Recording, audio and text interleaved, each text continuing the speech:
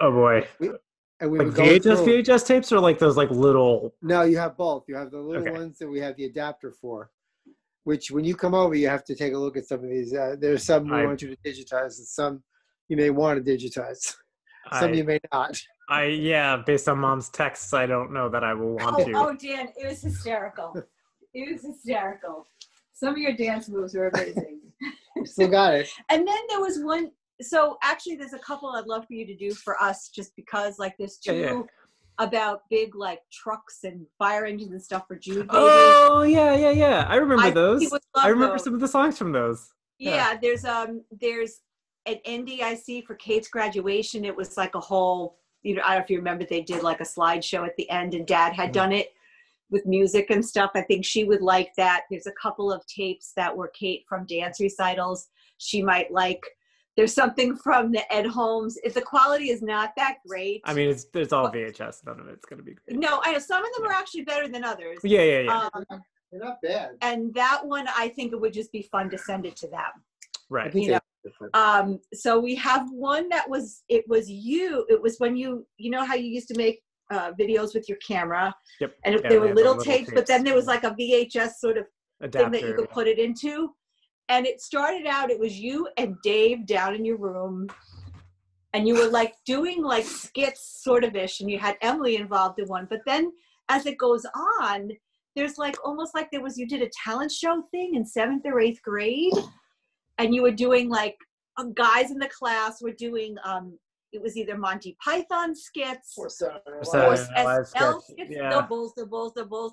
Yeah, I can remember. And a couple of times you were just like flinging your body off the stage onto and I don't remember. Yeah, I think we did the fish slapping dance. Yes, hitting people with chairs, with the fish, with whatever, and then the girls dancing to like the Backstreet Boys and stuff like that. It's just kind of comical. Right now we're watching you playing basketball. It was a championship. That too. Something like that. So yeah, we just. Sometime if you wanted to, you're working tomorrow, right? So you can't come for lunch. What time do you have to be at to work? 11:45. Oh, okay. Oh. They've expanded to like earlier show times on the weekends. Okay. Spots. So how many shows do you have tomorrow? Just one. Just the one? Yep. I mean, I don't know if you feel like swinging by on your way after work. You could pick these up, or yeah, I can do that. But like there's a whole I mean, oh my God, we have like we taped. Dad forgot we used to tape everything. Yeah, we did. Off the Disney Channel. I remember because I think at one point I accidentally hit record one night, like while watching Looney Tunes or something. So in the middle of Ghostbusters, there's just like a random cartoon. And that also, because you take that off the TV, I had no idea until about 10 years ago that there's a scene of Dan Aykroyd getting a blowjob from a ghost. Yes, yeah.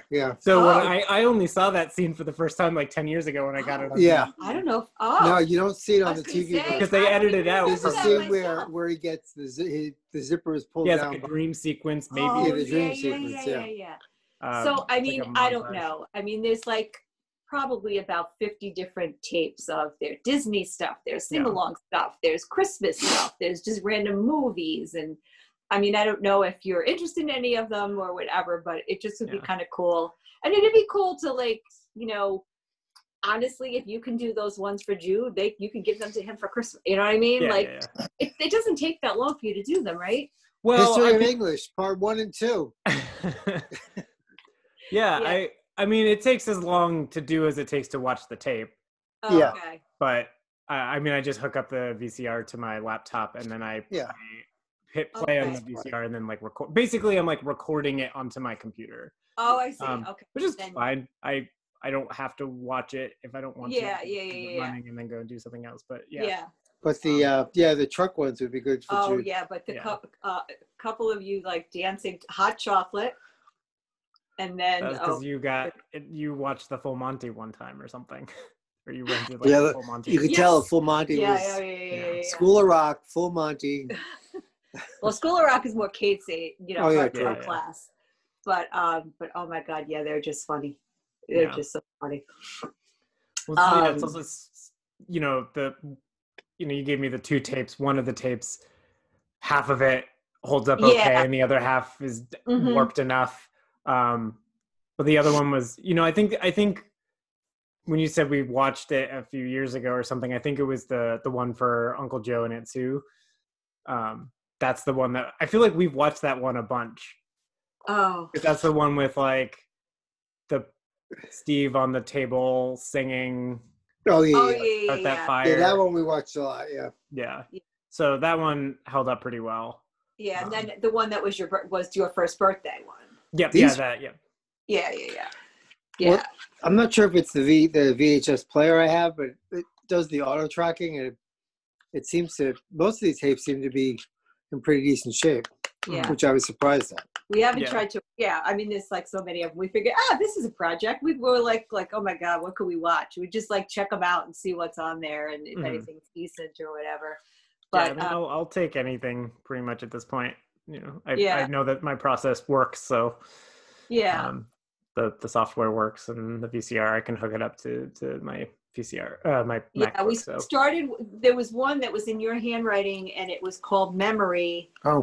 And it started out like we walk downstairs, and you get out, change into your like PJs or whatever. You get into bed, and you're like, "What am I forgetting?" And then all of a sudden, it's Family Guy. Yeah. So I don't know. It was one of your Mirage films. Yeah. Oh, yeah. Yeah, written by, produced. It was actually pretty starring. decent until the Family Guy thing. It was black and white, and everything was dubbed because it was all silent film.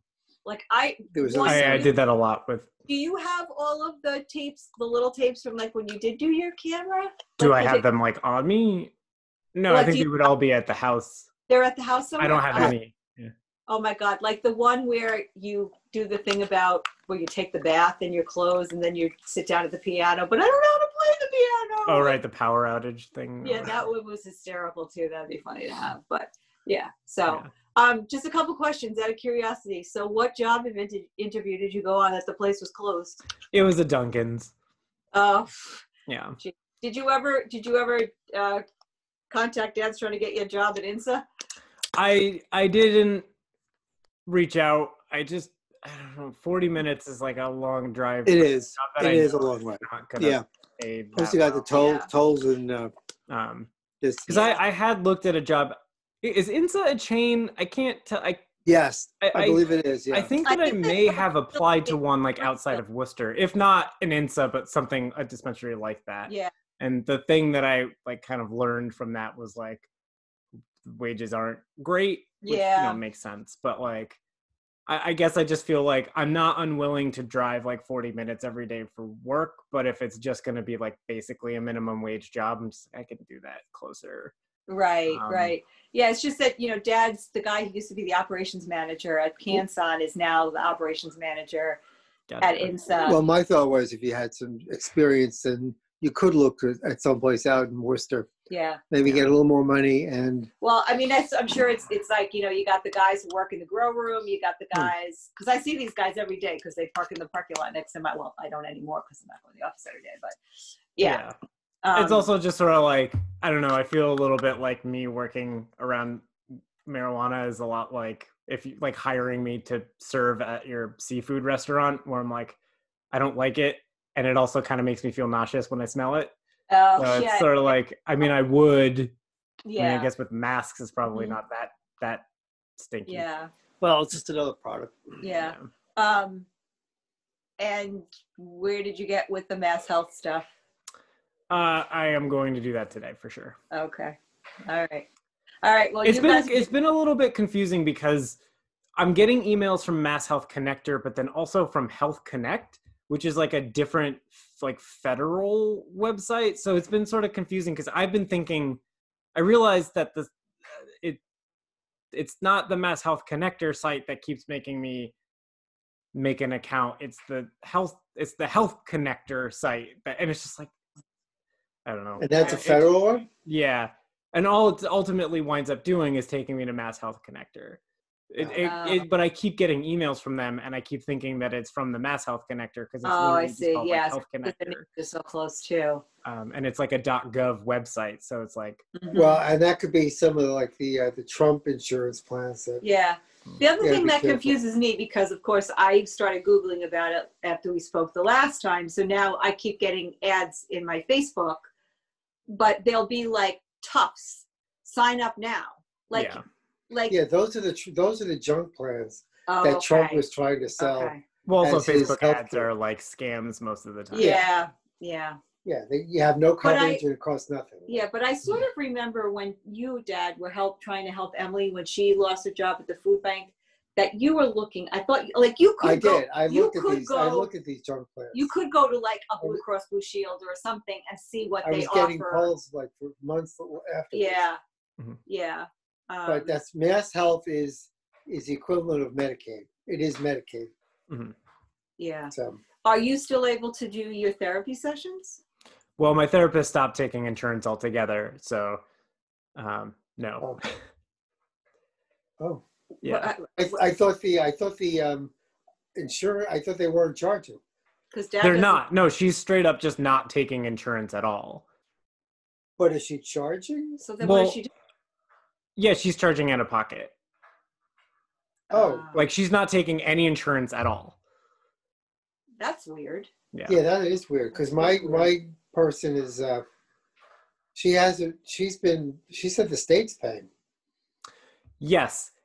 The state is paying like your copay. The state is covering your insurance copay. Okay. So what she's doing is she's basically there is no copay because there is no insurance. Like she's not. So she's basically just you pay out of pocket, or she doesn't do you. So like she still primarily gets paid through insurance companies, right? And maybe the state is like covering that cost for the insurance companies, but the pay that she's getting previously, like what they're getting, is still ultimately through the insurance companies. But she's no longer taking insurance at all, so that's not an option. So that's just so find somebody who takes insurance. I don't have insurance. Well, yet. Have insurance. Well, I need to get that sorted first. I don't understand. I thought the state was mandating that they would pay for this during the COVID thing. But I think it's. But that's if you have insurance. Oh. You have to have an insurance plan. So like they do. So the therapist probably puts, even though she's not billing you, she's putting it into the insurance company and they're covering it right now. Right. Okay, I get it. All right. Well, yeah. And I don't know, maybe like the insurance companies are getting compensated by the state, or if that's what it is. But it's not just like the state is covering your costs. If you didn't have insurance and you went to therapy, like I don't think it's like the state is right. Like they've waived like copays, so you don't have to, like I haven't been paying copays. Right. For therapy at least. Yeah. Well, all the more reason, because I think that's also important for you to try to keep doing that if you're able to. Mm. I know it means, have you been going to this person for a while? Yeah. Yeah. That just means starting over with somebody else. It doesn't matter to me. Doesn't matter to you? No. Okay. All right. Okay. We still haven't figured out about Christmas yet. Okay. I don't know. Maybe we'll talk about it tomorrow when they come. But we're still kind of in the mode of like an earlier day. Doing it. Basically what we want is for Emily and Donnie to come to us before they do Donnie's family's Christmas party. Because there'll be a lot of people there and we're not sure that they do masks. And I mean, it's like, we'll get more details tomorrow, but my understanding is it's usually like 15 to 20 people, which is a lot of people inside. I wouldn't be comfortable having 15 or 20 people in our house. Yeah. And I feel like we do a pretty decent job of, obviously if you're eating or drinking, you can't have your mask on, but I think we do a pretty good job of wearing them and trying to like space out. I don't know if they can do that or if they do it or how it works at his place, his mom's place. So, so the thing was, I mean, depending upon what time the Donnie Cook's family does their Christmas thing, if it was late afternoon, we could do Christmas Eve, like late morning or like at lunchtime. That's a lot for Emily and Donnie though, to have to drive out here, drive back, then go to Quincy. So that's why she sort of threw out the idea of the 23rd instead. She's working a half day, so couldn't be here till like 3:00. Because are you working Christmas Eve? I thought I saw that Christmas Day. I probably will. The holiday week is actually gotten a number of bookings. Yeah. So I'm going to try to work as many of them as I can, but I don't have to work all of them. So like if we did like a lunch thing either on the on like Christmas, I could do that, but I would probably be working in the afternoon, like late afternoon or in early evening. Right. Right. I don't know about the 23rd, but I mean, I would have time at some point. Yeah, I'll look. I mean, here's the thing. We'll do the best we can. There's nothing to say that, like, if sometime, I mean, hopefully we can work it out so that you local kids, we can all do it together, obviously. Mm-hmm. But if not, you live close enough, and we'll figure it out. Mm-hmm. We'll figure it out. And then Anna and Steve aren't really supposed to be coming until like after Christmas. Like, yeah, and after New Year's, it's like not even New Year's weekend. It's the following, like, Monday is the 4th, mm-hmm. Like around the 7th, like the Thursday to like Sunday or something like that. Gotcha. And I would like for, hopefully we can all at that point, do something, get together mm-hmm. to exchange with each other.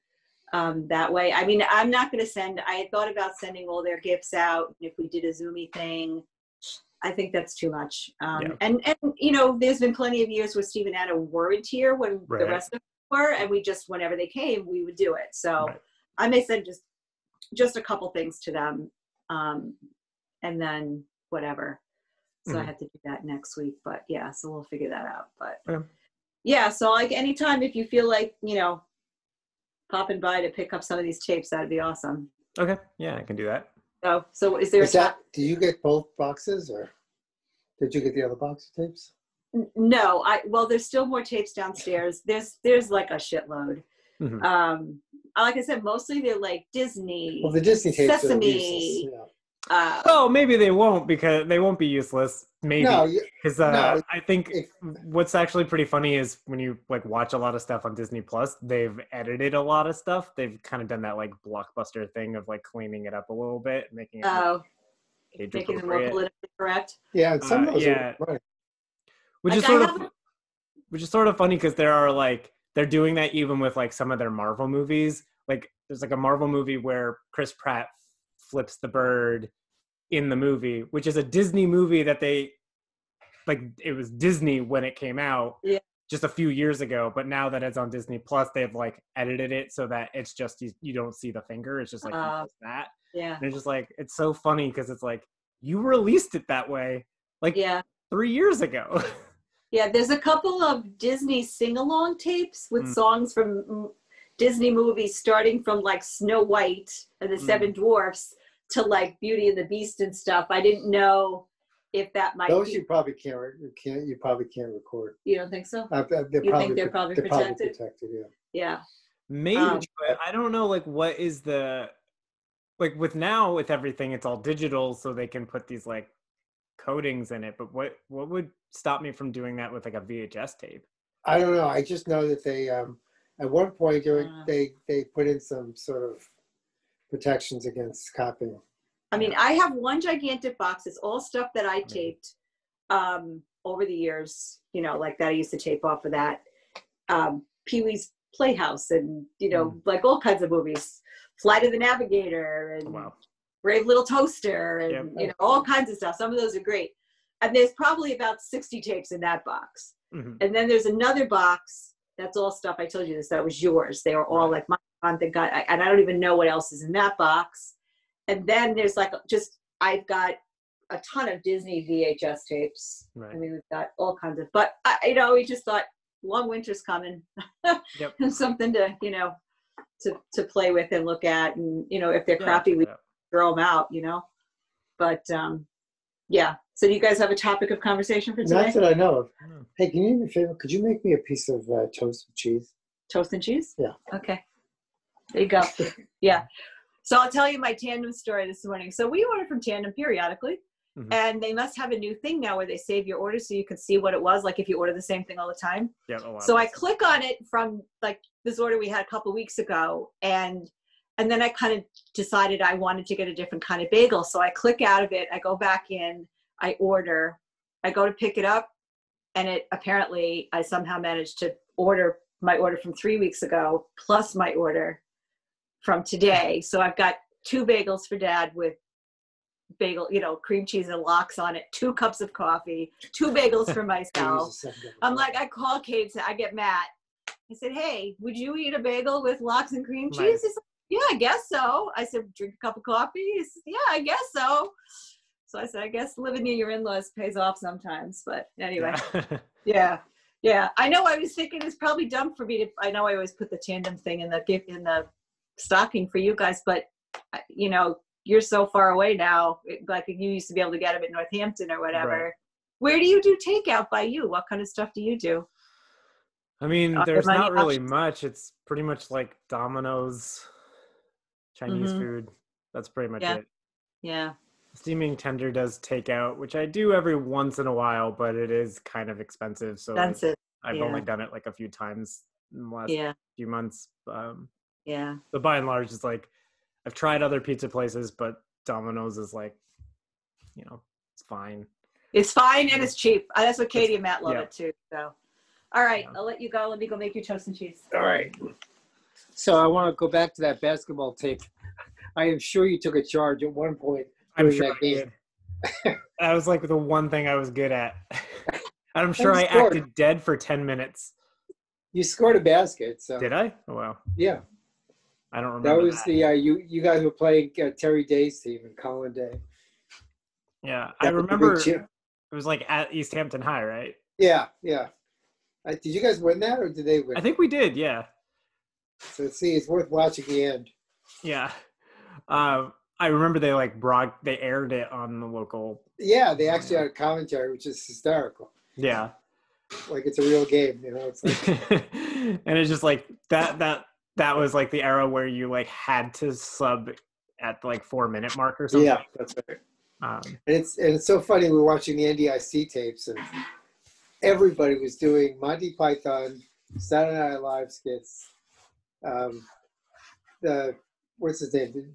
The guy, the van down by the river skit. Oh, Chris Farley. Yeah. Chris Farley skit. Yeah. Yeah, that was probably Keith Powers. Yeah, it was just you could see the influence of comedy during that era on these kids. I mean, that's the that's the 90s, right? Yeah, that was the 90s, 99-ish. Right? Yeah. I mean, still a little bit late, but that stuff was still pretty fresh at the time. Yeah. And even you and Dave with the Monty Python stuff. I mean, Dave was literally wearing a Monty Python T-shirt as you were doing a skit that was a Monty Python skit. Yeah, that adds up. Yeah. But it makes you wonder about these guys who actually created this comedy, which didn't exist prior to. Yeah. And it goes to show you their genius, right? I mean. But, in that form it didn't, but they clearly had influences. There are definitely radio shows that you can listen to from pre Monty Python where you can oh yeah, this straight up is Monty Python. Yeah. And even SNL had the whole, the Upright Citizens Brigade, and what's the other one? The Canadian one. Oh, in Chicago. Well, there's a couple of them. SCTV. Yeah, SCTV. I mean, so those were the Kids in the Hall as well. And it all came from a sense of the improv, right? I mean, right. Even Monty Python. I mean, the skits were probably planned, but there was quite a bit of it that was improv. But yeah, I'd be curious how much their sketch comedy was improvised versus or how much of it was improvised on the take versus the process of writing the script, right? If they just kind of were goofing around and they had a basic concept and then would improvise it and then write down what they improvised that they thought worked. Well, and Monty Python was more absurdist than. Yeah. I mean, that was the whole idea of you do, and before that was the old Benny Hill days. Right. Do you remember Benny Hill? I do. I bet there's a Benny Hill VHS somewhere in that house. There must be. I can't believe we don't have one. I feel like I had one at one point, but I remember teaching this kid in 8th grade when I was teaching in Queens. I swear to God, he could pass for Benny Hill. He had this curly hair. John Novello was his name. Smart kid, funny as all get up, and he was just a really sweet kid. But he just was, and he used to do things that would emulate Benny Hill, and at the time I wasn't really all that familiar with Benny Hill's work. But afterwards I went, "Oh my God, this is like John Novello." These kids were pretty advanced for 8th grade back in back in the 70s, I guess. But yeah. Did you get into any of those shows when you were younger, or? Well, Benny Hill eventually I got into, but again, those were the days when they put anything on TV, and now it's like you can't find anything on TV. Yeah, I feel like it still is like it's sort of both. Like they'll put anything on TV, but also there's nothing on TV. That's what it feels like today. But also those are days when like you only had like a few channels. It wasn't. Well, I know, but actually, to be honest with you, I found there was more to watch with 4 or 5 channels than with 500 channels. So yeah, which is a paradox. I don't understand that. Well, I mean, it's that thing. No, I too much choice to a degree, right? Like it's that kind of like oversaturation. You know, and it's and legal. You know, money. It all has to do with money. Right. Or there's always that thing about like, you know, how long people can take ordering at like a cafe where there's like 20,000 different menu options versus you just go to like an In-N-Out burger and you're just like, I want a burger, I want a cheeseburger. Like if there's only like 3 options, it's a lot easier to like know what you want and to choose. Yeah. And when you get like 40 options for a burger, people are going to take longer and be more indecisive. But we've talked about, I know my brother and I have talked about this, Joe and I have talked about this, about the balkanization of media content. It's like nowadays, it's like, well, we want to watch The Flight of the Navigator. Well, where is it? Right. Well, you got to go online. You got to see what the forums are. Do you have the platform that you can download it on? Yeah. Is it free, or do you have to? They're going to charge you for it. Right. You know, as opposed to just buying the damn DVD, having it. And so far, I mean, this is clearly a case. These VHS tapes, I'm so impressed that they held up all these years. Yeah. Yeah, I mean, I bet if we like pulled out some old like cassette tapes too, I bet they would hold up fairly well, as well. Yeah, it's a lot of, you know, now with the pandemic and everybody's trying to figure out like how they're going to do it. It's like Warner Brothers is releasing a bunch of their movies that were coming up for a theatrical release. They're going to dump them all on HBO Max, and you know, Disney has a whole bunch of projects. I don't think Disney's going to release their movies to Disney Plus, but you know, there's a whole bunch of projects that they're making specifically for Disney Plus. Yeah. Because like now it's like, well, why invest in these movies that you're going to release in theaters, or like you can buy like a hard copy of it with the DVD or Blu-ray when you can just make everybody pay a monthly subscription for access to them. Like you never own anything. You just buy a license for it, basically. Yeah, and it's a constant revenue stream for them. So right. They basically have made it the gym model of art, right? It's like, you know, we know that a lot of people won't use the gym all the time, but they're still going to pay for a membership. You know, it's like we know that people are probably not going to be watching Disney Plus or Hulu every day, or even like with so much content out there and so many different platforms. You know, you probably use Netflix more than you use like Hulu or something. You know, like there's always going to be like one that you maybe don't use for a while, but you're still paying for it. Like you don't actually have to use it, but if you want access to it, you have to pay for it. Right. Well, I mean, I guess museums work that way too, right? I mean, you know, for memberships, you don't go to the museum every day, but sure, yeah, but you know, you're never going to be able to buy a Monet, and you're never going to be able to buy a skeleton of a Tyrannosaurus Rex unless you're Nicolas Cage, right? So like, you know, so it's like there's also more of like a kind of a cultural value to that, right? Like the museums kind of function to like protect and restore and maintain these like relics or like things that you would not otherwise have access to, right? Like the online stuff is just like, I don't know, like you're never going to be able to buy a Netflix original show on DVD, or you're rarely going to be able to buy it, right? So you're going to constantly need access to it. And it's not like an open to the public type thing. Well, Netflix's competitive edge seems to be their content. It seems to be their original content and stuff. Yeah. I mean, I still don't really know how Netflix is like still a thing because they seem to always run a deficit like constantly because like the content creation, like whatever money they wind up making, they wind up pouring into content creation. So all those Netflix original shows and movies, but I don't think that they make enough money off of subscriptions to pay for all that. The subscriptions is the weakest part of the whole thing. Right. I mean, now if you wanted to actually have access to like DVDs and things like that, you do the old DVD model, right, where they mail you the thing, and suddenly all these movies are available to you that you don't get online, and they do that intentionally because they want you to partake of the constant revenue streaming of. So they'll dump the money into content, and some of the content is winning awards. I mean, yeah, I don't think like the content's like, well, I mean it varies, but I've liked a lot of Netflix shows or movies. Like, I think it's good. It's just that thing where like clearly they're doing that to like keep you there. Like that's the draw. That's why you need to keep, you know, so, but it's like a never-ending loop of like, they need to keep pouring all this money into content creation just to keep the subscriptions that they have and maybe get a few more, but they're not like making enough to really I don't know. It's just sort of funny. It feels a little Movie Pass like. Yeah. Which is, you know. It's kind of like Hulu. I can't quite figure out. It's just like a clearinghouse for. Well, they're owned by Disney now, right? Are they really? I didn't know. I think so. I think Disney owns them. Jeez. Yeah.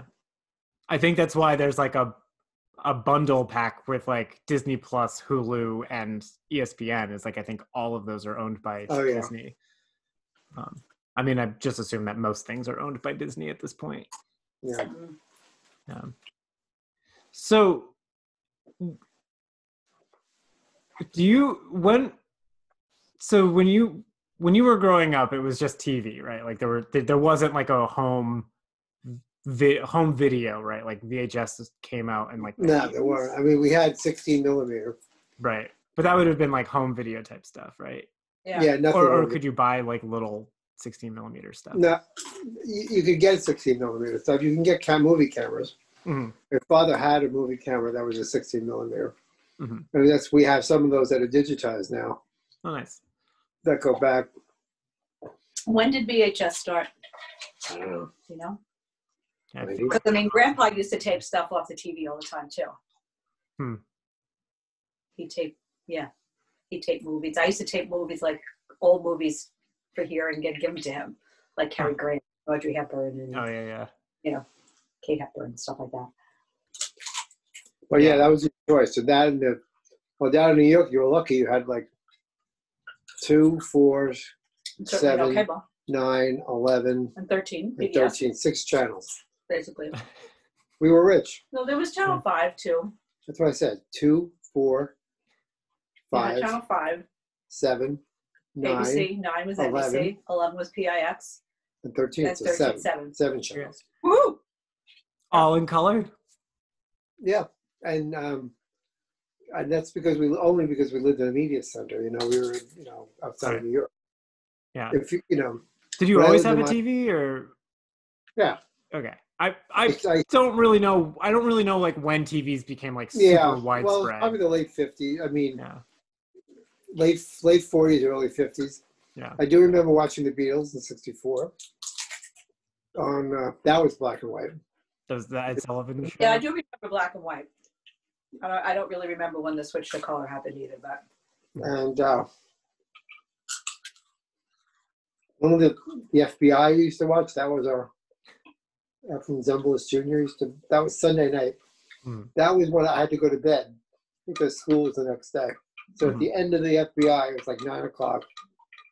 You have to go to bed. That was opposite the Ed Sullivan Show, because wasn't the Ed Sullivan Show like at 8 o'clock on Sunday nights? No, maybe, I don't know. But I do remember seeing the Beatles. Yep. You watched that with your siblings? I remember sitting on the floor watching it, yeah. I was taken by them. It was so, I mean, it was everything they said it was. It was just, we had never seen anything like that. How old were you when that happened? When the Beatles were kind of What? Great. Probably 8 years old. I remember I had my tonsils out. Oh, Uncle Rick and I had our tonsils out at the same time. classic. And I went in there joking with I went in there joking to all the doctors, and came out. And of course, your throat is all like scratchy. And it was like so sullen coming out.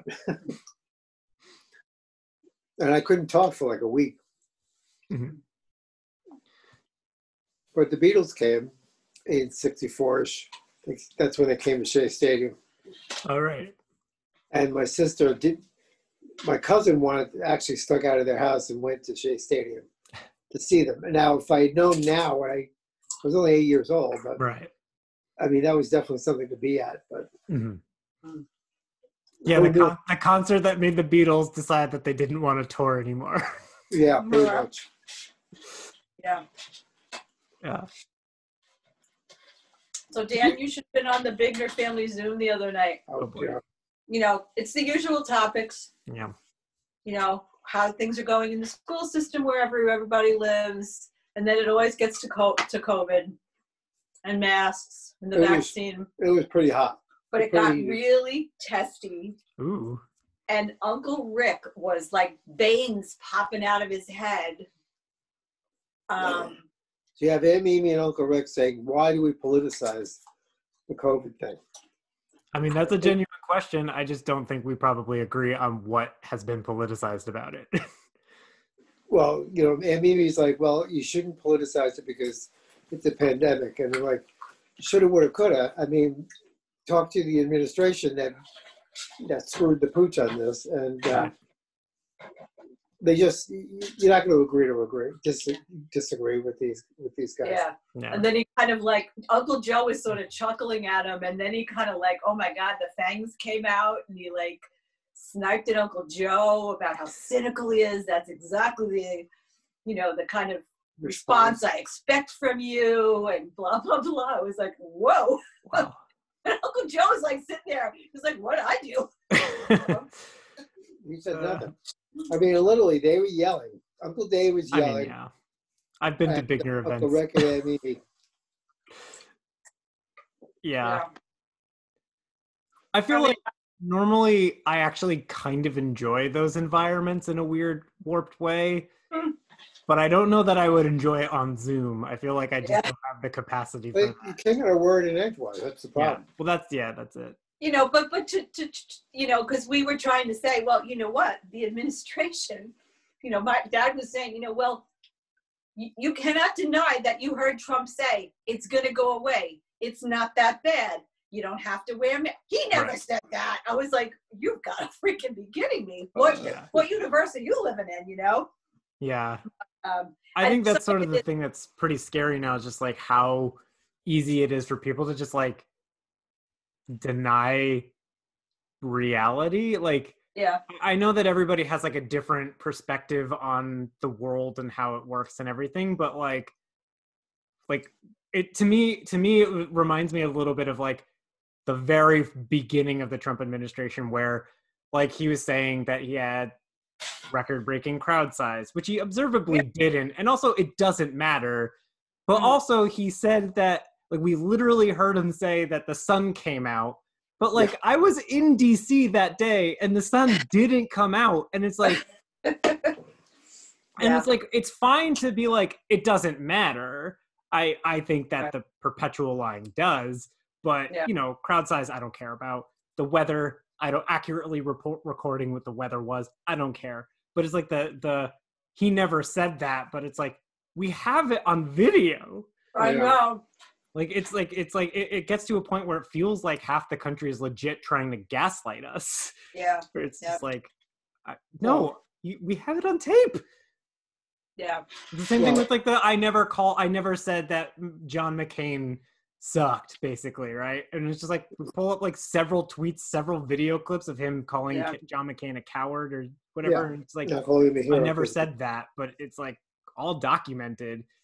And the way that people can just say like he never said that, or what was common during the 2016 election was he didn't mean it, which is just like such an excuse of like okay, well, if he doesn't mean it, then how can you take anything he says seriously? Even when he's saying these things like, I didn't say that, like, I don't know. Or I didn't mean it in that context. Yeah. I mean, you got people who are denying the Holocaust. Yeah. Yeah. And you have film of the Holocaust. So yeah. It's so interesting too. Like I was thinking about, you know, you talk about when we were growing up in TV and how many channels we have. Mm-hmm. You know, 2 was CBS, 4 was NBC, 7 was ABC. Mm-hmm. And you didn't say to yourself, oh, I'm going to watch the liberal news station. I'm going to watch the conservative news station. That wasn't a thing. Like, I can't, like, in my own mind. Yeah, that's definitely a more modern. Sort of say, like, at one point did news reporting start to become more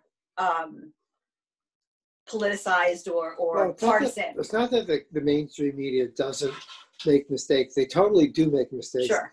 And they are aggravating and they are irritating. But generally, in the old days, when a media outlet made a mistake, they would either print a retraction, granted on page 90 of the paper or whatever. Well, they would do something. I mean, they were accountable to the facts. And now it doesn't matter. You just state the facts as wrong, and don't even apologize for the fact that these are lies. You know, and they're proven lies. Mm-hmm. Yeah. There's no accountability in a lot of the media outlets these days. Yeah, I also wonder, you know, how much of it is just like, I mean, I was going to say how it's really only like 4 companies that own everything, but that's probably always been true. It hasn't. It hasn't. It's been consolidated. But also there's like a fact that like, not that I think that there are plenty of, you know, it's hard when I kind of have a hard time when people talk about like the mainstream media, because I think that I know what people mean, but I don't always, because like, I don't know, does like your local paper count like as the mainstream media versus like, you know, but like, and then there's also things like you have news anchors on TV that like they're news anchors. Then you have news anchors on TV who are like genuinely like journalists and like, you know, right. I think that a lot of, I don't want to suggest that nobody on TV or participating in the mainstream media like views journalism as like a critical tentpole of democracy and the American experiment, because a lot of them do, but you can also pretty clearly see, especially with like Fox News, which was like kind of literally created to be a conservative network, and then you see the things like Breitbart or, you know, anything Rupert Murdoch has done, or the Koch brothers fund, where it's like, it's no longer news for the sake of reporting news. It's now news for the sake of like pushing an agenda. Propaganda. Or like, I think that there are a lot of like liberals in the media, because I think a lot of liberals view the media as like the press as like a critical component of governance, of keeping government responsible. But I don't think that by and large, a lot of media is like even things like CNN or MSNBC, which I think definitely have like a left-leaning slant. I don't think that they're left-leaning in the sense that like they're creating this environment to push this liberal agenda. I think it's just that a lot of like liberals feel that the press is like super important. And like, I do think that the conservatives do think that too, but they're much more forgiving of a conservative government. So like, you know, they think that the press matters when the press reports what they already believe. And if what they already believe is that the government is corrupt, then that's good. But, you know, they don't want the government to be challenged if it's a conservative government. Well, and you know, that started Watergate in the 70s. And since the 70s, the country has gone on a rightward lean. Yeah, for sure. Big time. I mean, it's like you can't do anything in this country anymore. Yeah. How are the Zoom calls with the family otherwise? Or does it like is that sort of like always what winds up happening? No, it doesn't always get that heated. Yeah, no, this time was like the worst I've seen. Yeah, it was pretty bad. Yeah, and I can only imagine how annoyed Uncle Rick is with when he signs into Facebook and I'm posting. Yeah, I know. yeah. Well, it's always kind of You can interesting. unfollow Like me if you usually want. towards the end, it ends up being Uncle Dave, Dad, Uncle Joe. The boys. And then so we kind of like rehash like what the conversation was, and we all have similar, obviously very similar. And actually, Aunt Joanne is pretty. Oh, you forgot to take it. I forgot. Okay. Yep. Hang on. But going back to your thing about mainstream media, the traditional definition of mainstream media is basically CBS, NBC, and ABC, right? Those are the three mainstream media. And now, of course, everything's owned by everything. But even the local stations. That's an idea. I think that's a big problem. It's just especially like local news channels even the are owned by like the same company. Yeah. Well, yeah, and even the local stations now are. You've seen those reporting where they're all owned by Clear Channel or whatever the hell it is, right? And they basically promulgate the same message across the country, where local, anchors are spouting the exact same verbiage, right, as everything else. That's frightening because just like the newspapers, unless you have some sort of regional geographical differences, there's no point in having, thousands of stations or newspapers if they're all going to say the same thing. Yeah. I mean, I think it's a lot of like, I think a lot of conservatives tend to focus a lot on government as like a tool of oppression and limiting of their freedom.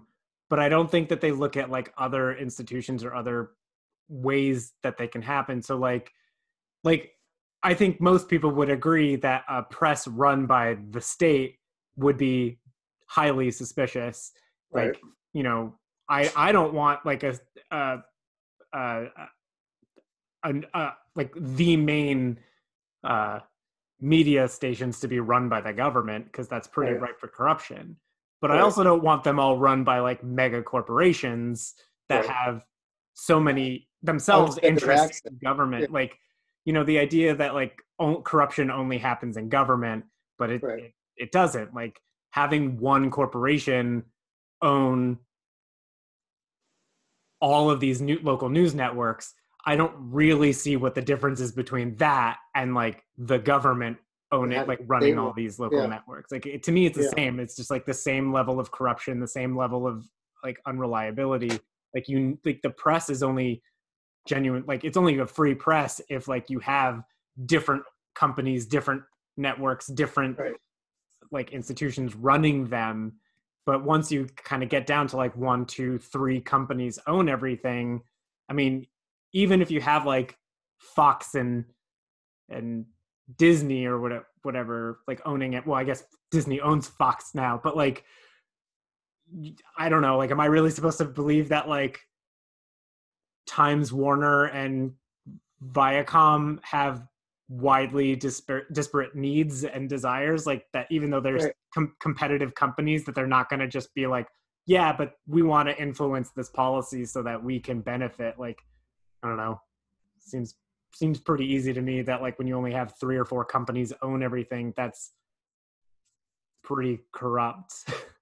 You're right. Just as broken as the idea of like a government overreach, like if a government that sticks. Well, I'd like to know, at what point it used to be a government of the people, by the people, for the people.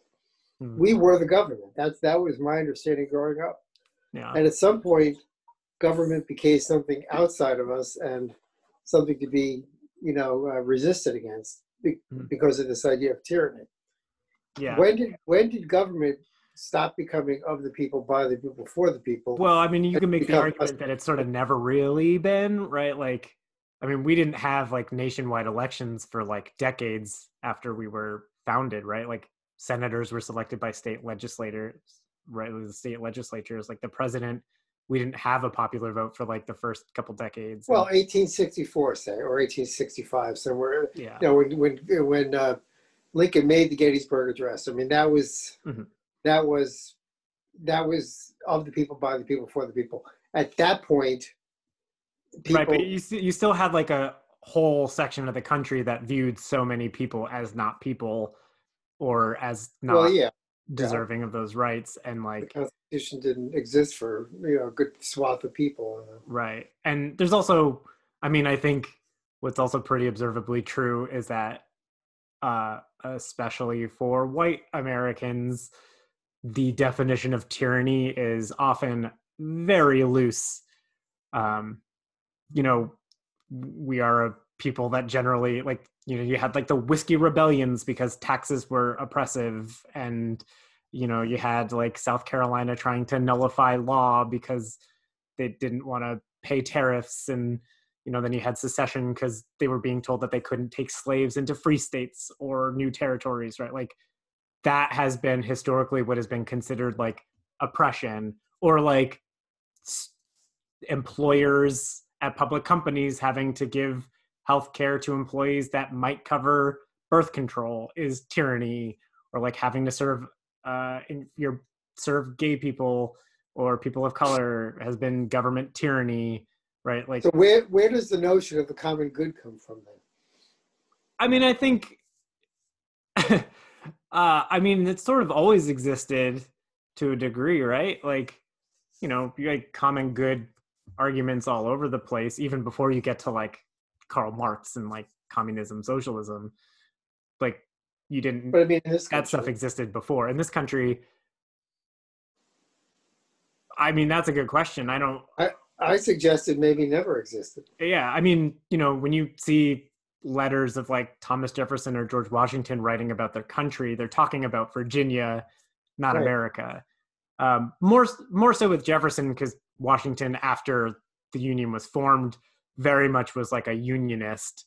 But like by and large, you know, even for the decades after, like Massachusetts, New York, South Carolina, Virginia, they all kind of were their own thing. It was like becoming more and more of like an actual solid country, but you still had like the state, your state was like where you came from, right? Like you were Virginian and then American. Yeah. And now it, on the most part, works the opposite, where you're like American from Virginia.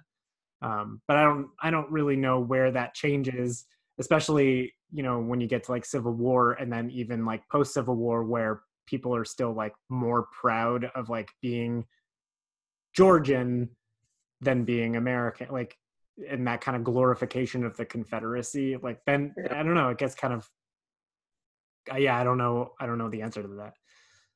Well, that's an interesting question. That's an interesting question because I mean, you sort of witnessed it during certainly post Second World War, pre Second World War, even the First World War, where you had a common good. Oh, it's Uncle Joe. Oh. Hey, Joe, can I give you a call right back? Talking politics with Dan. Joe? Maybe. Maybe he did, yes. Man, his butt is active. Hey, Joe, can I give you a call right back? All right, thanks.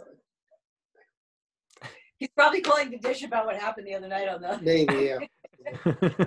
The best was at the very end when people are signing off. Well, we let everybody else log off and then we chat, but Uncle Rick's getting off. He's like, well, I guess we can agree to disagree, but love you.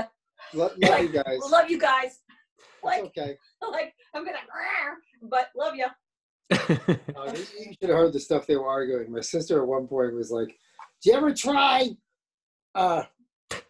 candles in the ear? You know, lit candles to remove wax from your ear. That's so bad for your ear. It's not a thing. I know. It is. They sell them. They're not good for your ear. Well, I mean, I know it's a thing, but it's not science. It's not real. Go to the goddamn urgent care. Just have them flush the damn thing out the way they do in a doctor's office. Yeah. The other thing Uncle Rick brought up was protesters and looting. All of a sudden that came out of left field. But it's okay if we protest and we loot. Nobody's wearing masks. I said, Rick, I saw plenty of footage on TV where a lot of people were wearing masks. I didn't see a lot. Not all were not, and I'm not pro-looting. No. But you know who I still not wearing masks? Trump rallies. Yeah. You know, basically. Them showing up in front, at the governor's mansion because they're going to try to, kidnap her. He's like, oh, come on. He was just like, whoa. So looting apparently offends people to the point where if it's a question between shooting a black kid and looting, looting is the greater of the two crimes. Yeah. So, I mean, it still comes down to that idea of like property is seen as more valuable. Jeez Louise, you're so popular today. Hey, Joe. Good.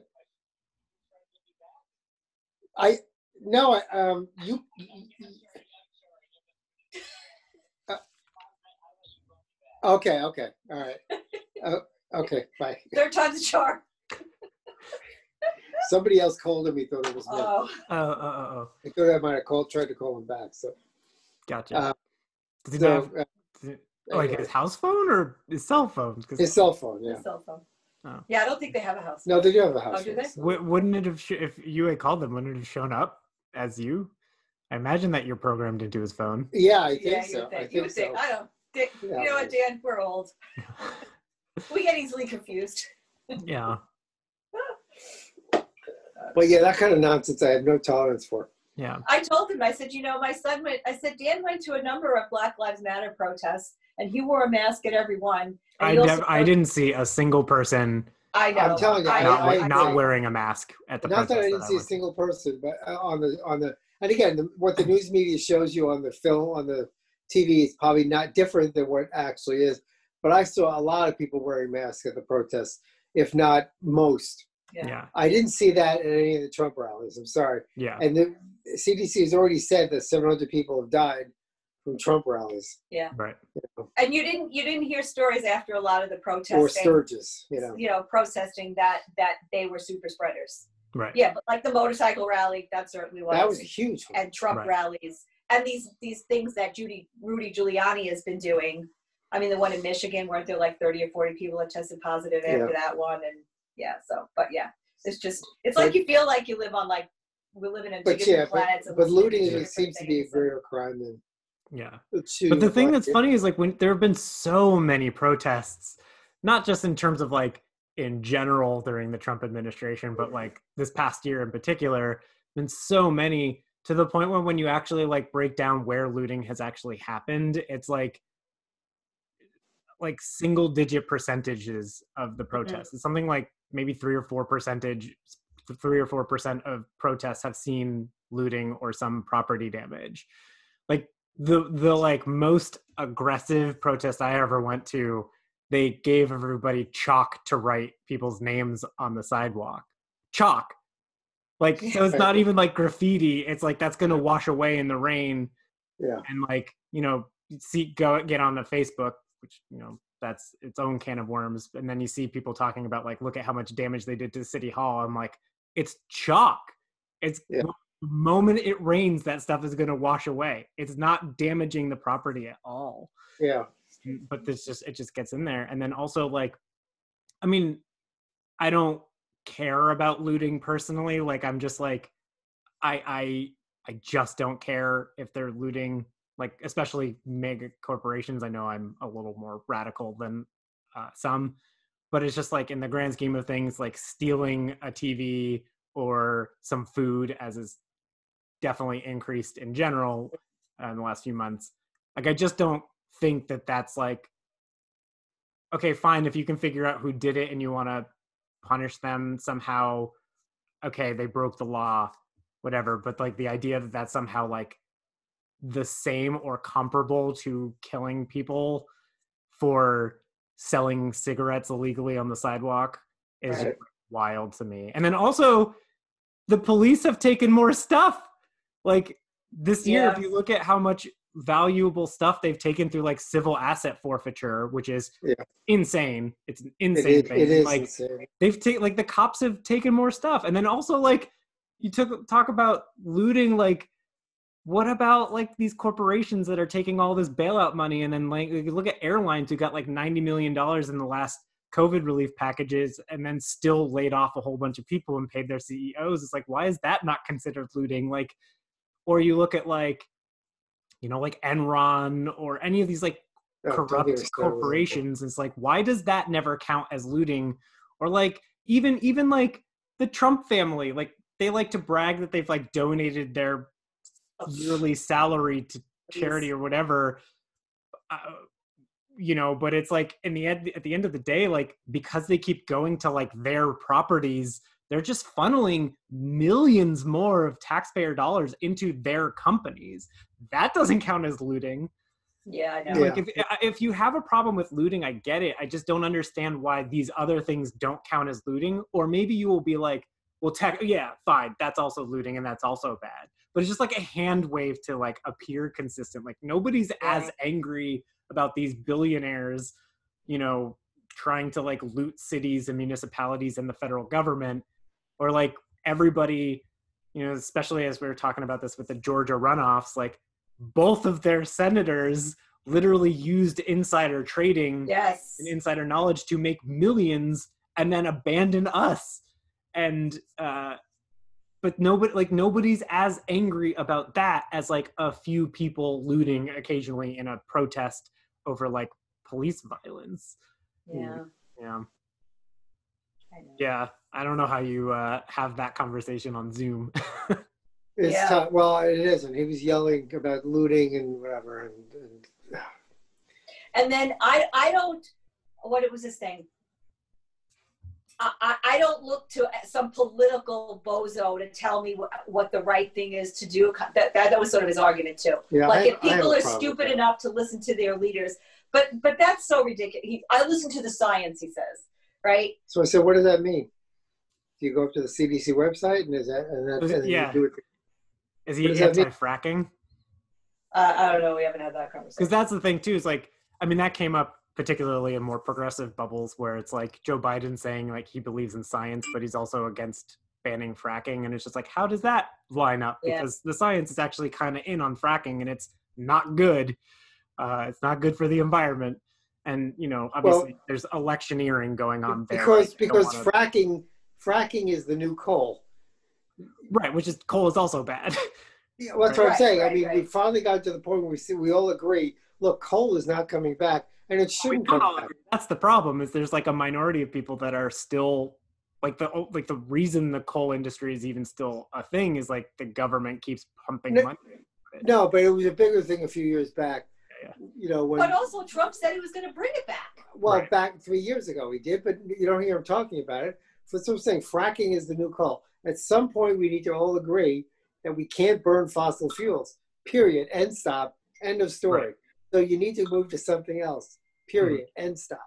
Right. But the science, like the I believe in science never really kind of goes that far, right? Like, it's, I believe in the science, but also like, especially in America, like what even is the science? I know like Uncle Rick is pretty into like nutrition, seems to be like he posts a lot of that as Dr. Nutrition. Like I can't even get into like food science in this country because it's so like I have arguments with him about his big thing is the reason this country is suffering with COVID is our unhealthy lifestyles. And there may be something to that. There may not be. I believe if you look at the numbers, you'll find other countries that are more obese and more comorbidities. In America? I don't know about that. No. Yeah. Than America. Yes, actually. What country is actually a little bit worse than we are. And they don't have the kind of death rates we have. Right. So the whole thing, and I keep trying to explain to him that, you know, first of all, it's to tell people just get healthy in a pandemic. Right. Yeah, okay, that's great, but it doesn't help the people who are sick. Right. Number one. And number two, it's, you know. A lot of that is, I was going to say, it's linked to economic status. And it's linked to economic, right? I mean, the whole agriculture policy that's linked to cheap food being, you know, crappy food being cheap food. Right. You know, produced by mega corporations. Yeah. So you got to get to the root of the problem, which is why is good food so much more expensive than crappy food? If you really want people to eat better, then make the good food cheaper. Right. And then you know, this is more of an issue in like urban centers, but like then you get the issue of like food deserts, which is like hard for people. Like if you don't live in a city, like it's hard to really understand the idea that like your nearby grocery store or your nearby source of food doesn't carry like fruits or vegetables or fresh vegetables, but that's not uncommon in a lot of urban centers. No. And that's what I try to explain to him. It's like you got people who are living hand to mouth on a paycheck, 79 cents for a bottle of soda, you know, and it's like, you know, $4 or $5 for a healthy piece of fish or whatever. Mm-hmm. What do you think they're going to spend the money on? It's like, right. Yeah. Well, it's the thing too, like about the conversation in this country and the discourse and how it's sort of framed and centered is like, it's always about like, we can't understand the needs of rural Americans, right? Like that's always sort of the thing is like, we can't have, like, that's the argument against the electoral college or against the popular vote, right? Is like, then you'll have like cities and, you know, the populated states will dictate everything. And, you know, what about the needs of rural Americans, which actually more Americans live in like suburbs and rural America and like exurban areas than in cities. But like, there's never a conversation in the reverse, right? It's always that like, we need to understand the plight and the problems of rural Americans or suburban Americans, but we never frame it as those people need to understand the plight and the needs of, you know, people living in urban areas. well, right? that's just racist code. Yeah, I mean, yeah.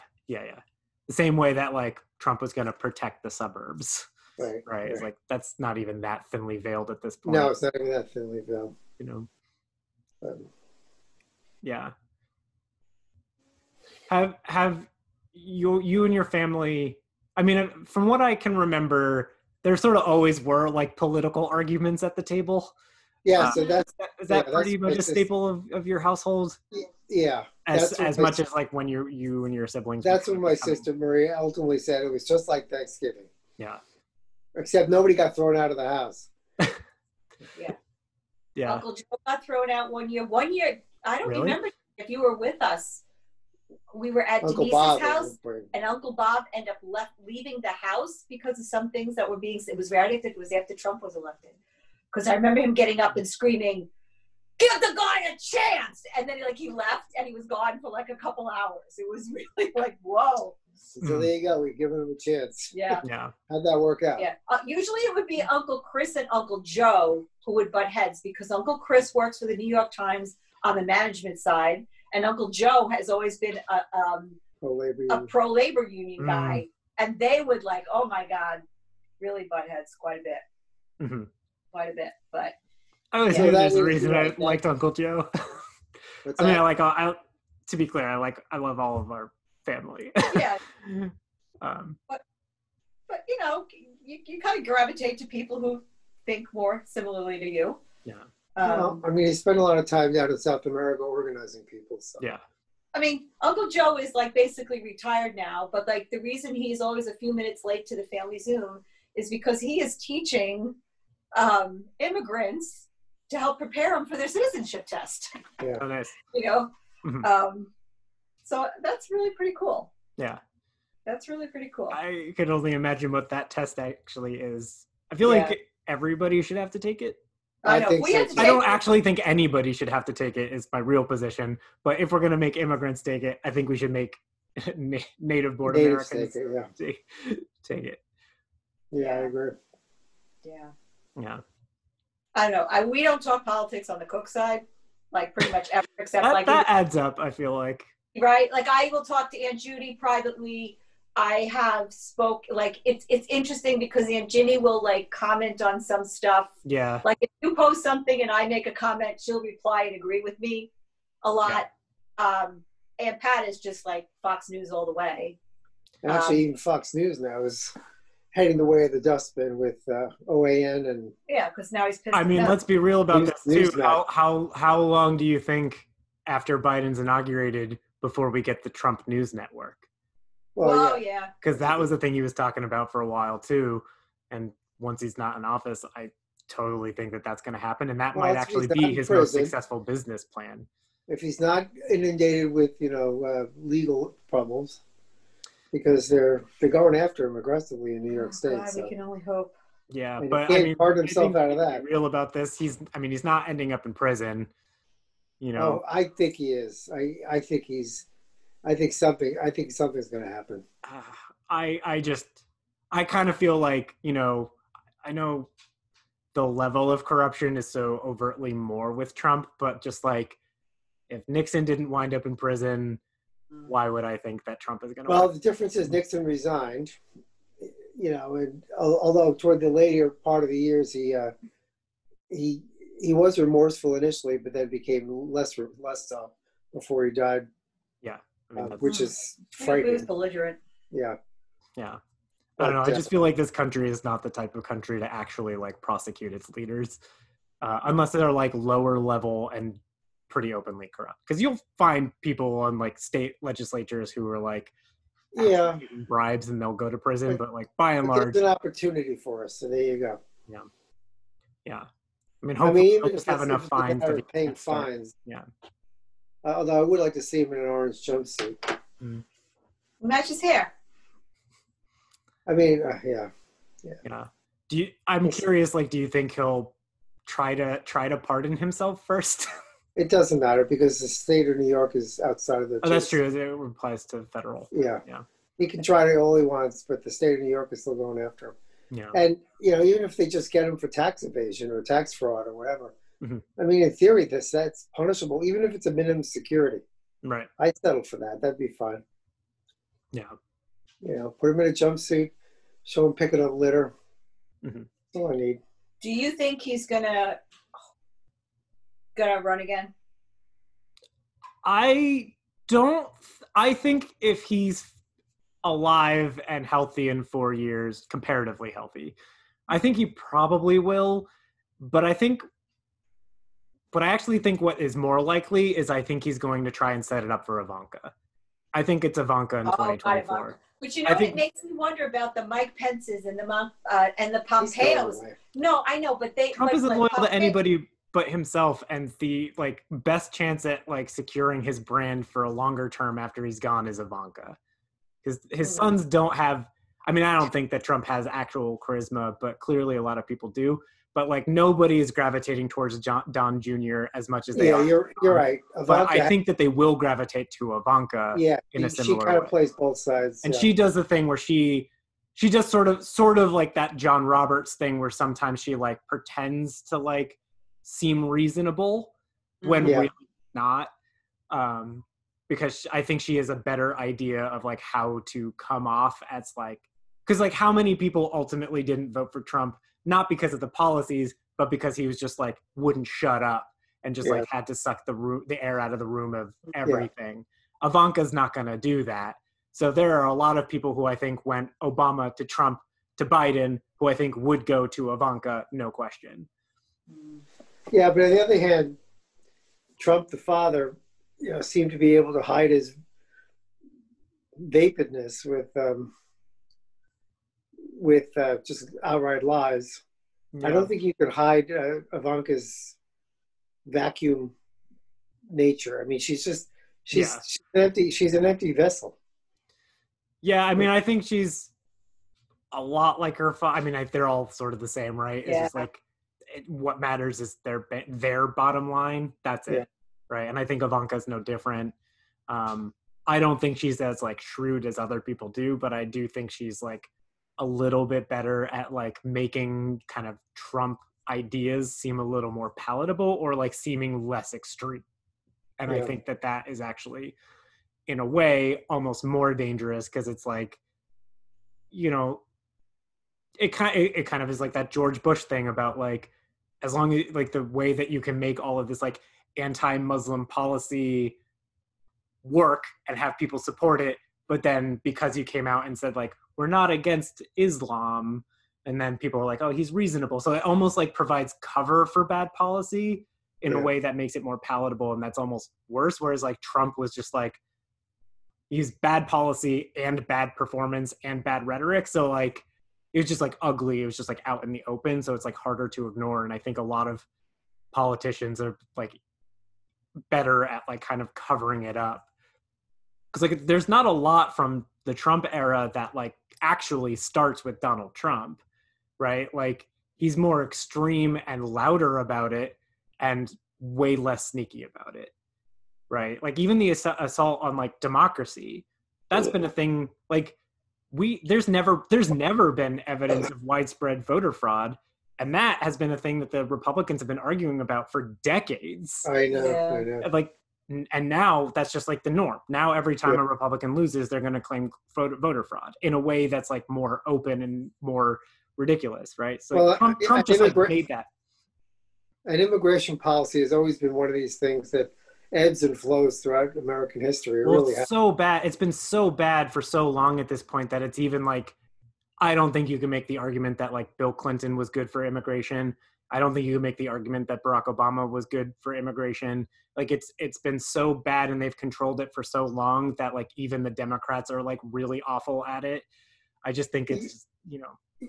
Yeah, for policy, but I'm talking about in terms of where that policy takes center stage. Mm-hmm. I mean, for the longest time, you're right. Barack Obama was one of the worst presidents for immigration, and yet I don't remember immigration really being a central point to say, you know, build that wall, right? I mean, Mm-hmm. Trump built his whole 4-year term on this policy of xenophobia, Mm-hmm. and that xenophobia has been ebbs and flows.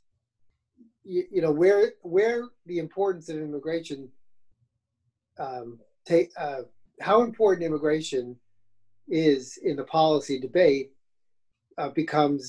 changes basically from decade to decade. Mm-hmm. And you can look at that from going back to the know nothings, when suddenly everybody was the enemy, Right. to the 1930s when my grandparents came, 20s and 30s when my grandparents came, and all they needed was to be breathing and alive, right, to get into this country. Yeah, I mean, well, would have been a little bit harder if they were like Jewish. Well, Italian. Yeah, that's true. Yeah. Well, I mean, that's the thing too, is just like, you know, I know you just referenced the know nothings, but like even before them, like there sort of always has been, you know, because you had like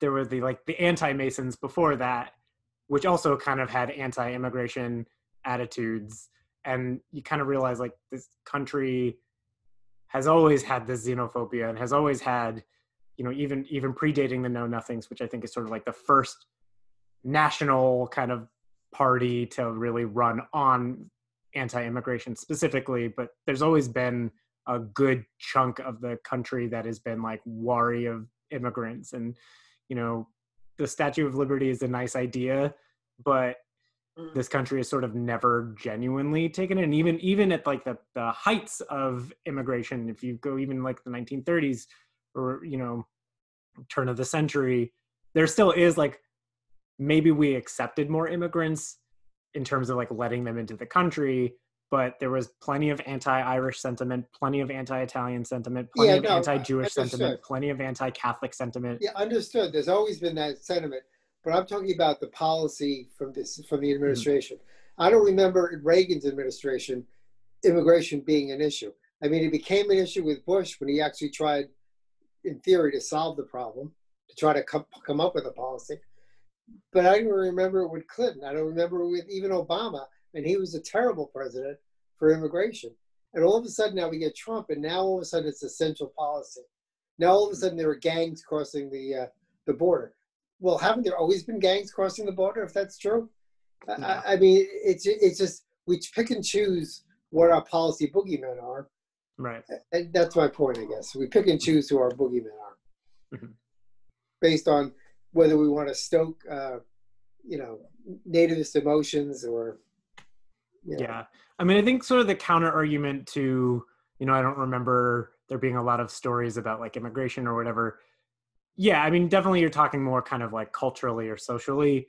I think the kind of counter argument though is just like that kind of is like in a weird way, like I'd almost rather see the open xenophobia than because like none of these people are that like support this. Like they've always supported this, right? Like they didn't just like suddenly come around and decide that they don't like immigrants. 71 million. Yeah. Right. So like plus, you know, that's the other thing too. It's sort of interesting that the 75 million people that voted for Trump all did so legally, right? He doesn't think that he got any illegal votes. Right. Only the Democratic candidate got illegal votes. Yeah.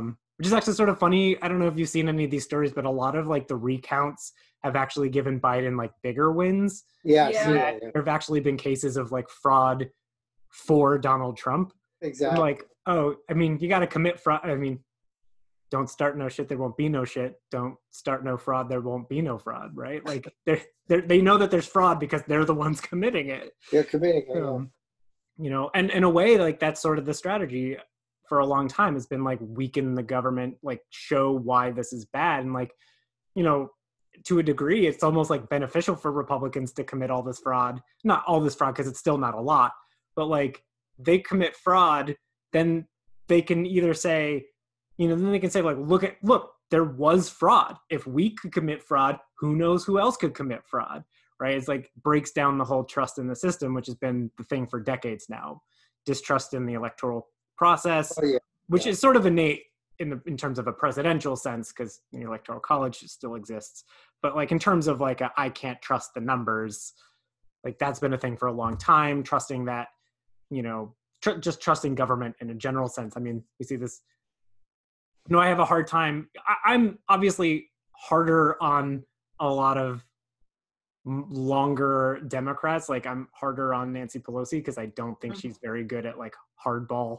I think she's like inadequate for the moment with Mitch McConnell. And I do think she's a problem. But you're right, like Mitch McConnell is obviously like the bigger problem. And, you know, you see this all the time where like Republicans win these elections, they get in the government, then they weaken the government, they don't do their jobs, they don't take care of you, and then they go, see, look at how bad government is. Yeah. And the Democrats want more of that.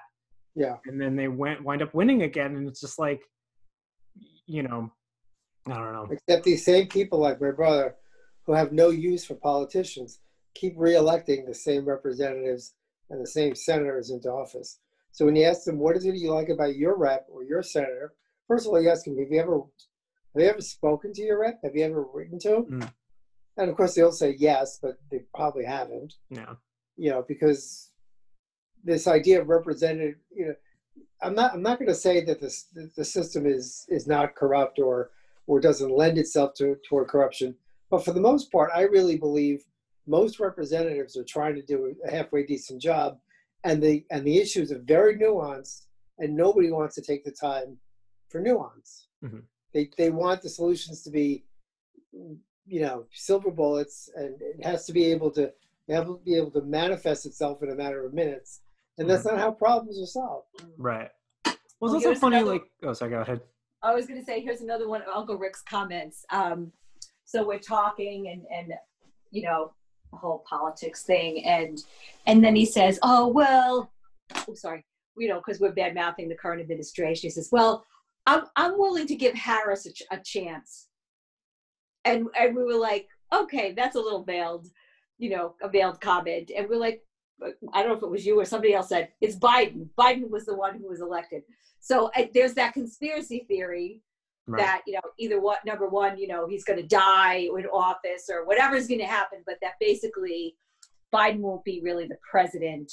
Harris will be the one working behind the scenes and controlling everything. But it just, even him making that comment was just, I thought, kind of bizarre. Yeah. I mean, it sort of makes sense if from the Republican perspective, because they're used to vice presidents running the office. Oh yeah, if you go back to Dick Cheney, that was really with Bush. That was kind of the big one. And like Donald Trump, who even knows what Donald Trump actually ran, if anything? It seemed like largely he didn't do anything, just talk. Yeah. I mean, I don't know. I think you could also make a case like for early days, like Steve Bannon and then Stephen Miller. Like I think those people probably had more influence. He should be deported. He really should be deported. Yeah. I think those people probably had more overall influence in policy perspective than Trump did. Trump is just like the megaphone. Mm-hmm. Yeah.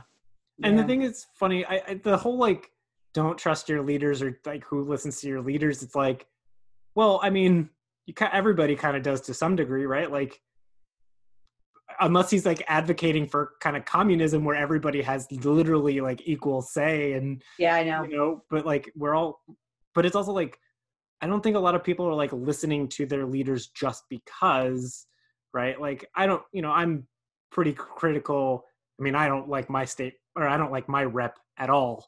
You know, I've got Richie Neal and I very much not like, I'm not going to listen to him ever. Well, on the most part, but you know, then you get like like there are people like I like Ed Markey. I like Ed Markey. I like Alexandria Ocasio-Cortez. Like people that like genuinely sort of speak in a way that I find like reassuring and feel like I do trust these people.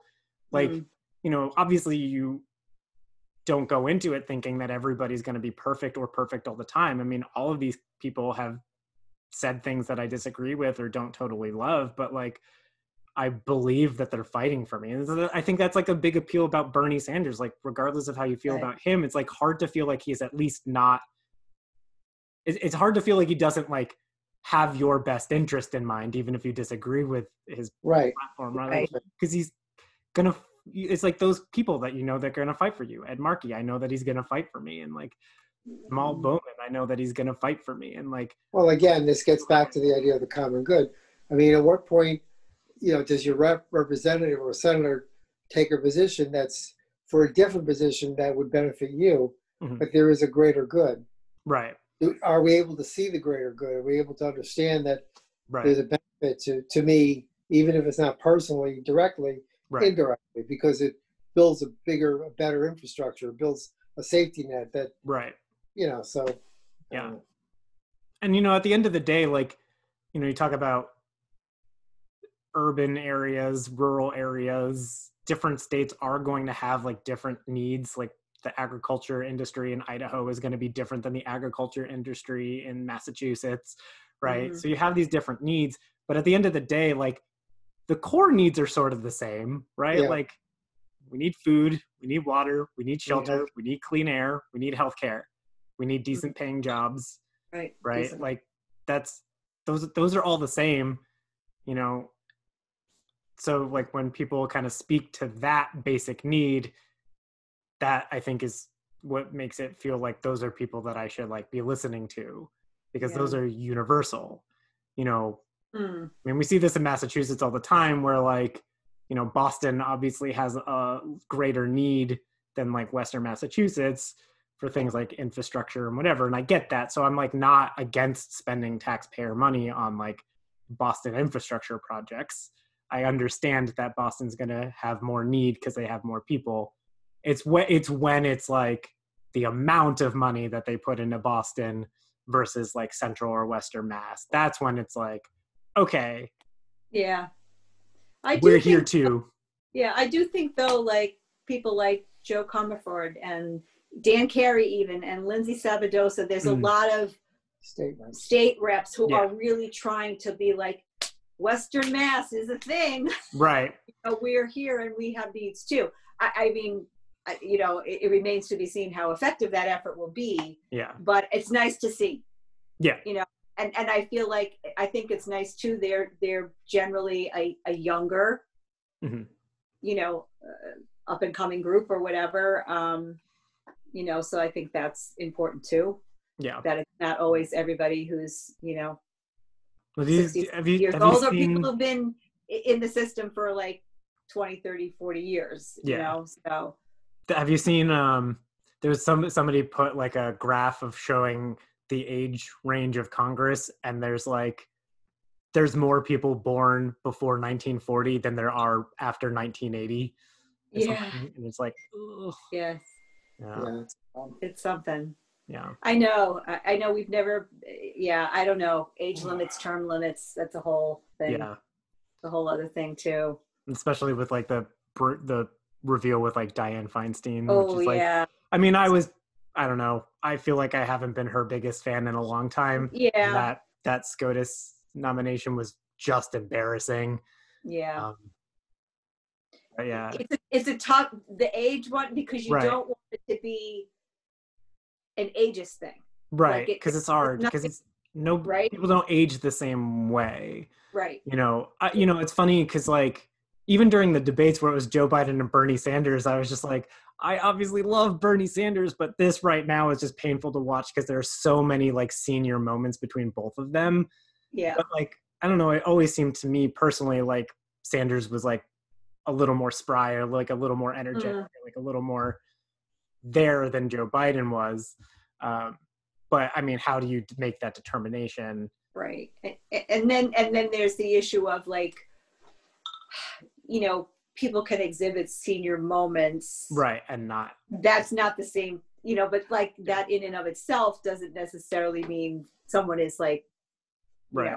I think term limits are like a good conversation point though, because that's not necessarily related to age. Like you could fit, like if we said there, you can serve 3 terms or 4 terms, like if if you're like Alexandria Ocasio-Cortez, right? Like, and you're elected and you're 30, right? Right. Then 4 terms, that's not to say like you couldn't run for like a different office. Like maybe if you're a rep for 30 years, then you can run for Senate or something after if you wanted to. But I think that would be one way to kind of like reduce that from happening. And then also I think that that's kind of good because on top of like age, you also get the like. Oh, okay. So yeah. Sorry, what was that? No, I'm just starting to get tired, Dan. Okay. Believe it or not, just having conversations like this, it's like fatiguing for him. No, it's interesting. It's fun, but it's fatiguing. Yeah. So. Do you want to talk more about like your growing up, or are you just feeling like tired at this point? I'm just feeling like tired. Okay, that's fair. Yeah, do another. It's been a while. It was a long. Yeah, you can do one another time. Yeah. Be cool. Yeah. So. Well, just let us know if you want to pop by for those videos at some point, or maybe we could drop them off or something. I don't know, whatever. Well, I could take a ride out there. I guess that's something to do in a day. I got nothing to do. Sure. Yeah, maybe sometime next week. Yeah. Okay, cool. All right, Dan. All right. Thanks. Good luck with the health insurance thing. Yeah, thanks. I'll let you know if I need any help. Okay. All righty. Bye. Bye. Love you. Love you too.